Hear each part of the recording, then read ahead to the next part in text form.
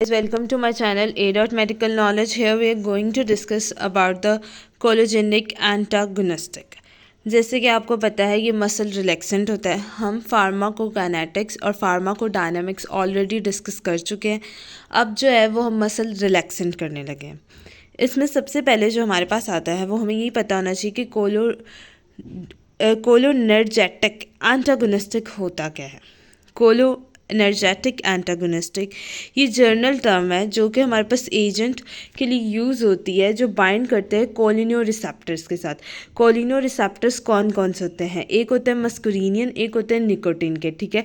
उनके साथ बाइंड करते हैं और एसिटोकोलिन को बाइंड नहीं करने देते, ठीक है। कोलेजन एंटागोनिस्टिक जो होते हैं ये एजेंट होते हैं जो हमारे पास कोलिनो रिसेप्टर के ऊपर होते हैं और उसके साथ एसिटोकोलिन को बाइंड करने नहीं दे रहे, उनकी एक्टिविटी को ब्लॉक कर रहे हैं, जिससे हम कहते हैं एंटी मस्कुलर एजेंट। इसमें तीन आते हैं, एक गैंग्लियोनिक होता है और एक न्यूरोमस्कुलर ब्लॉकर होता है। एंटी मस्कुलर एजेंट जो होते हैं मस्कुरिनियन होते हैं जिसमें हमारे पास निकोटीन वगैरह आ जाते हैं, ठीक है। गैंग्लियोनिक जो होते हैं स्पाइनल कोड लेवल पे ही ब्रेक डाउन उसकी कर देते हैं और न्यूरोमस्कुलर ब्लॉकर जो न्यूरॉन्स को इनहिबिशन कर रहे हैं, ठीक होगा। अब अगर हम नॉर्मल स्ट्रक्चर की डिस्कस करें, नॉर्मल क्या है कि हमने अपने मसल को रिलैक्स करना है। क्यों मसल को रिलैक्स करना है? ताकि मसल को रिलैक्स इसलिए करना है ताकि जब हम एनेस्थीसिया कोई भी सर्जरी जो मसल से रिलेटेड है वो परफॉर्म कर सके तो हमें डिफ़िकल्टी ना हो, ठीक होगा। मसल रिलैक्स रहे, हम कहते हैं कि हमने ये वाले मसल को रिलैक्स रखना है। हमारे मसल में कोई ना कोई हर वक्त कोई ना कोई टोन होती है, हमेशा वो रिलैक्स फॉर्म में नहीं रहता, ठीक है। तो सर्जरी के दौरान ये फ़ायदेमंद होता है कि हम मसल को रिलैक्स रखें, पहली बात आ गई। दूसरा, अगर हम इसके नॉर्मल स्ट्रक्चर की बात करें तो हमें पता है हमारे जो है वो ब्रेन से इम्पल्स आती हैं, ठीक है, वो जाती है मेम्ब्रेन तक, ठीक है। उसको रीपोलराइजेशन करिए, मसल रिलैक्स करा, कॉन्ट्रैक्ट करा, ये नॉर्मल प्रोसेस होता है जो हम एफएससी लेवल मैट्रिक लेवल तक डिटेल में पढ़ के आए हुए हैं, ठीक है। वो सारा प्रोसेस यहाँ पे हम पढ़ेंगे, अभी आगे जाके आएगा भी कि किस तरह वो प्रोसेस होता है। इतनी समझ लगी कि कोलेजन एंटागोनिस्टिक क्या होते हैं। वो रिसेप्टर हैं जो कि हमारे पास मस्कुलिनो रिसेप्टर्स होते हैं जो हमारे पास क्या कर रहे हैं, एसिटोकोलिन को बाइंड नहीं होने दे रहे होते। कौन कौन से होते हैं? मस्कुलिन और निकोटिन होते हैं। ज़्यादातर जो यूज़ हो रहे थे वो न्यूरोमस्कुलर ब्लॉकर हो देते हैं। कोलिनोजेनिक एंटागोनिस्टिक जो ये फैमिली थर्ड फैमिली होता है इसमें मोस्टली निकोटिन होता है। ये क्या करता है कि एफिरेंट इम्पल्स जो होता है ना स्केलेटन मसल तक नहीं आने देता, ठीक है। स्केलेटन मसल तक नहीं आने देता जिसकी वजह से जो होता है हम एनेस्थीसिया ड्यूरिंग सर्जरी या इंट्यूबेशन और वेरियस ऑर्थोपेडिक प्रोसीजर में यूज़ कर रहे होते हैं, ठीक है। हमारे पास ये क्या आ गई? थर्ड फैमिली आ गई जो कि हमारे पास निकोटिन एंटागोनिस्टिक है। ये इम्पल्स को स्केलेटन मसल तक जाने नहीं दे रहा, तो मसल क्या रहेंगे? रिलैक्स रहेंगे। जब मसल रिलैक्स रहेंगे तो आपके लिए आसान होगा कि आप वॉन्ड को खोल के आप आराम से सर्जरी परफॉर्म कर सकें। तो ये हम देते हैं, आप देखेंगे आगे जाके पढ़ेंगे, इसको हम ऑरली कभी नहीं देते, हम इंजेक्शन की फॉर्म में दे रहे होते हैं, ठीक है। अब कोलेजन एंटागोनिस्टिक जो आ जाते हैं वो न्यूरो ट्रांसमीटर ब्लॉकर्स आते हैं। सिट्राकोरोनियम आ रहा होता है, पेनकोरोनियम, रूकोरेनियम, वर्कोरोनियम, सक्सिलोकोलिन, ये जो है इसके जेनरिक नेम और साथ जो रेड में लिखे है वो ब्रांड नेम है। तो जेनरिक नेम जो होता है मोस्टली याद करना ज़रूरी है। चार जो है हमारे पास brand name neuromuscular blocker, very important, इनको याद करना ज़रूरी है, ठीक है। होगा अब न्यूरोमस्कुलर ब्लॉकिंग एजेंट कौन से होते हैं? यहाँ पे दो प्रोसेस हो रहे होते हैं। ये ड्रग जो होती है ब्लॉक कर रही होती है कोलिनर्जेटिक ट्रांसमिशन जो मोटर नर्व एंडिंग और निकोटीन रिसेप्टर के दरमियान हो रही होती है उसको ब्लॉक कर रही है, ठीक है। न्यूरोमस्कुलर ब्लॉकर्स जो होता है ये क्लिनिकल में बहुत ज़्यादा यूज़ हो रहे होते हैं, ख़ास तौर पे कहाँ पे? ट्रे सर्जरी में। और ट्रेकियल इंट्यूबेशन करवाई जाए। इंट्यूबेशन का मतलब होता है ट्रेकिया में पाइप डालना, ठीक है, वहाँ पे करवाई जाए, वहाँ पे यूज़ हो रही होती ताकि हमारे मसल रिलैक्स दे। लोअर एनेस्थीसिक डोज में भी हो रही होती, ठीक है। अब यहाँ पे क्या होता है कि पोस्ट ऑपरेटिव रेस्पिरेटरी डिप्रेशन, जो ऑपरेशन के बाद डिप्रेशन आ रहा होता है उसको भी कहते हैं कि ये ऑपरेशन वैसे बहुत दर्द हो रही है, फ़ौरन डॉक्टर जाके इंजेक्शन लगा देते हैं, तो वो उसी में ही आ जाता है कि पोस्ट ऑपरेटिव रेस्पिरेटरी डिप्रेशन वगैरह को ट्रीट करने के लिए यूज़ हो रही थी एनेस्थीसिया की। अब यहाँ पे दो टाइप आती है कि नॉन डीपोलराइजेशन आ रही होती है और एक डीपोलराइजेशन। नॉन डीपोलराइजिंग एजेंट जो डीपोलराइजेशन होने नहीं दे रहे हैं, ठीक होगा।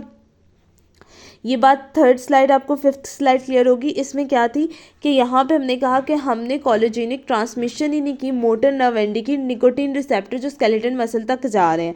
हम ये ब्लॉकर्स क्यों यूज़ कर रहे हैं? इसलिए यूज़ कर रहे हैं कि सर्जरी के दरमियान हमारे पास ट्रेकिया की इंट्यूबेशन हो सके और ये हमारे पास रिलैक्सेंट होता है लोअर एनेस्थीसिक डोज में, और यहाँ पे एनेस्थीसिया में रिकवरी में भी ज़्यादा कारआमद साबित हो रहा होता है। अब यहाँ पे नॉन डीपोलराइजेशन और डीपोलराइजिंग एजेंट और होता है। न्यूरोमस्कुलर एजेंट्स की बात करें तो नॉन डीपोलराइजेशन ब्लॉकर, पहले नाम देखें, नॉन डीपोलराइजेशन, डीपोलराइज नहीं होने देना। डीपोलराइज के बाद आपको पता है वो जो हमने एफएससी में चार्ट पढ़ा हुआ था, रीपोलराइज होता है मेम्ब्रेन, तो वो रीपोलराइजेशन रेस्टिंग मेम्ब्रेन होता है, मतलब मसल कॉन्ट्रैक्ट किया अब उसने रिलैक्स में आना है, ठीक है। कंपीटिटर ब्लॉकर्स जो कि हम पिक्चर लेक्चर में डिटेल में डिस्कस कर सके। कंपीटिटर जो दो सेम होते हैं, कंपीट कर रहे होते हैं, और जो रिसेप्टर की साइड पे जाने के लिए जो कंपीट कर रहे होते हैं उसे कंपीटिटर ब्लॉकर्स कह रहे हैं। तो डायग्राम में देखें तो यहाँ पे रुक्रेनियम और एसिटोकोलिन है, इसीलिए उसने कहा है कि ये कंपीटिटर है। नॉन डीपोलराइजेशन इनहिबिटर्स या एजेंट्स जो होते हैं वो कंपीट कर रहे होते हैं, ब्लॉक कर रहे होते हैं एसिटोकोलिन को निकोटीन रिसेप्टर पे। देखिए एसिटोकोलिन को ये ब्लॉक कर रहे हैं कि निकोटीन रिसेप्टर पे ना लगे, ठीक है। ये compete करे ऑसिटोकोलिन रिसेप्टर को स्टिमुलेट करके, ये प्रिवेंट करे depolarisation of cell membrane, inhibited the muscle contraction. इनकी वजह से मसल कॉन्ट्रैक्शन इनहिबिट है। किस तरह काम कर रहे हैं? ये डीपोलराइजेशन कर रहे हैं। डीपोलराइजेशन किस तरह कर रहे हैं? एसिटोकोलिन compete कर रहा है और रुक्रेनियम आके अटैच हो जाता है, जिसकी वजह से मेम्ब्रेन डीपोलराइज रहती है। ये बेसिक कॉन्सेप्ट है इसका। देन उसके बाद वो कहता है कि मैकेनिज्म ऑफ एक्शन क्या होता है, लो डोज और हाई डोज में क्या होता है। जब बच्चों याद रखना है कि जब हम लो डोज दे रहे होते हैं ना, तो लो डोज में ये फ़ायदा होता है कि आपके जो रिसेप्टर्स हैं या आपके जो है प्रोसेस जो हो रहा है उसको आप रिवर्स कर सकते हो लो डोज में। मेन कॉन्सेप्ट ये है।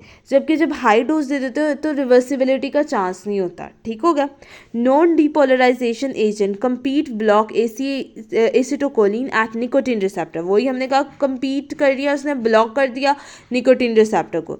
That's they compete with acetylcholine at the receptor without stimulating it. Thus, these drugs prevent depolarization of muscle cell membrane, inhibited the muscle contraction.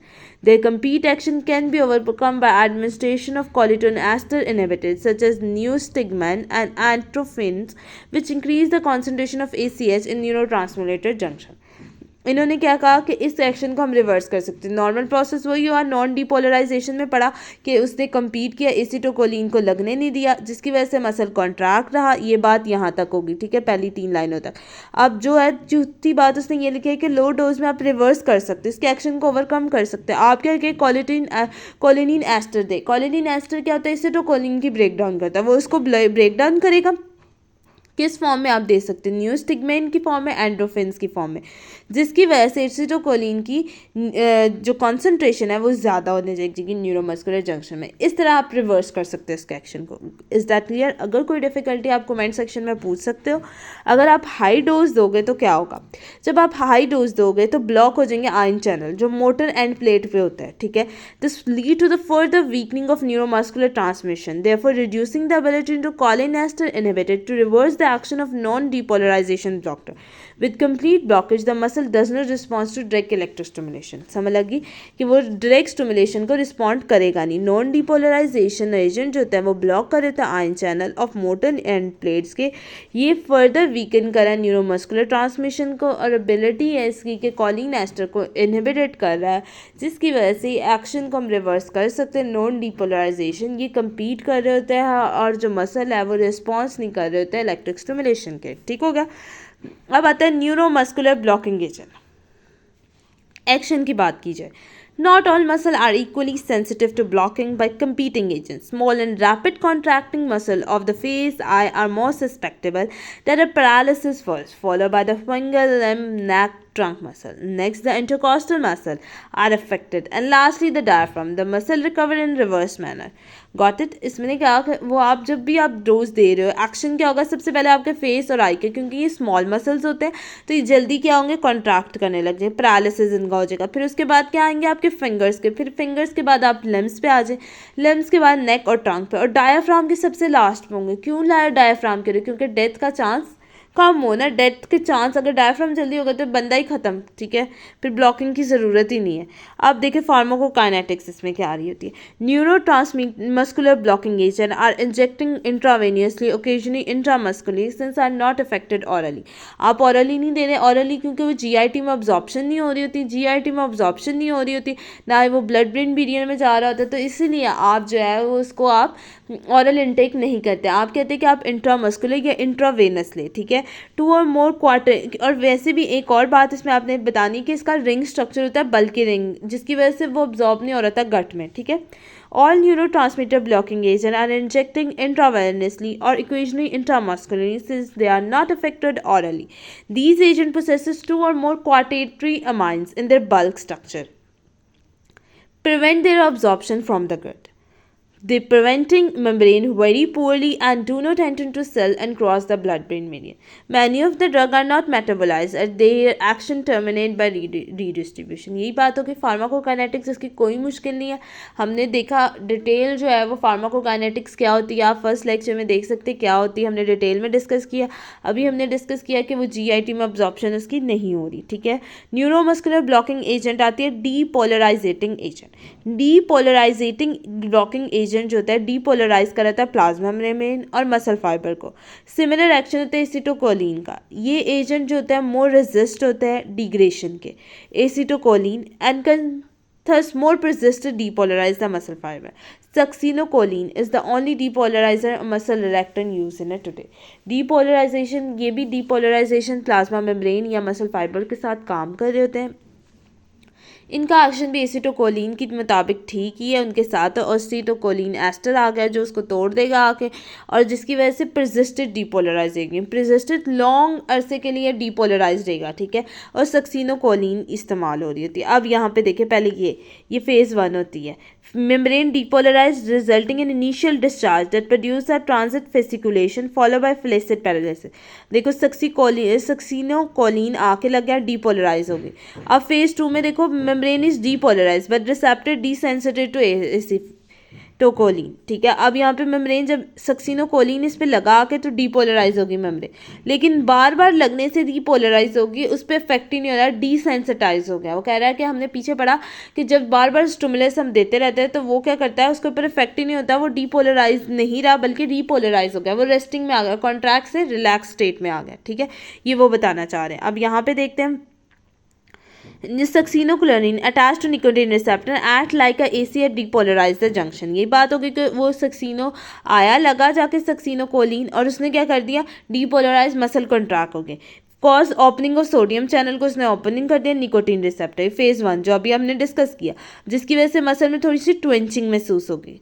Continuously bind हो जाएगी, क्या sensitive हो जाना है उसने, ठीक है, डीसेंसिटाइजेशन हो जानी है। Continue binding of depolarisation receptor incapable for transmitting further impulse with the time continue depolarise give a gradually depolarisation sodium channel close its block, this is depolarise flaccid paralysis हो गया, ठीक होगा।